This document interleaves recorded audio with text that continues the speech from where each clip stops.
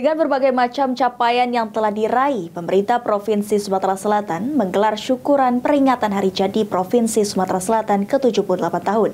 Kendati begitu, menurut Agus Fatori masih banyak PR dan program prioritas yang harus terus dijalankan.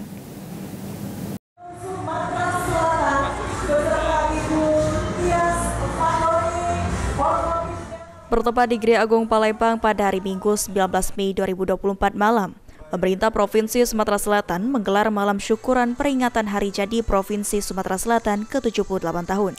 Acara malam syukuran turut dihadiri Ketua DPRD Provinsi Sumatera Selatan, Era Anita Nuringhati, Pangdam 2 Sriwijaya Maijen TNI Naudi Nurdika, Kapolda Sumsel Irjen Pol A. Rahmat Wibowo, serta stakeholder terkait. PJ Gubernur Sumatera Selatan Agus Fatori mengucapkan terima kasih kepada seluruh Forkopimda, stakeholder, bupati, wali kota, serta seluruh elemen masyarakat yang telah membantu dan bersama-sama menjadikan Provinsi Sumatera Selatan menjadi provinsi yang semakin maju dengan berbagai macam prestasi dan penghargaan yang telah dicapai.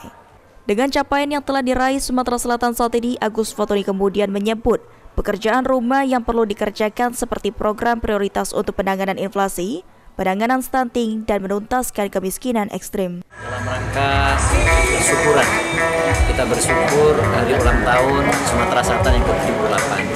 Juga sekaligus sebagai sarana kita silaturahmi untuk menguatkan sinergi dan kolaborasi di antara kita.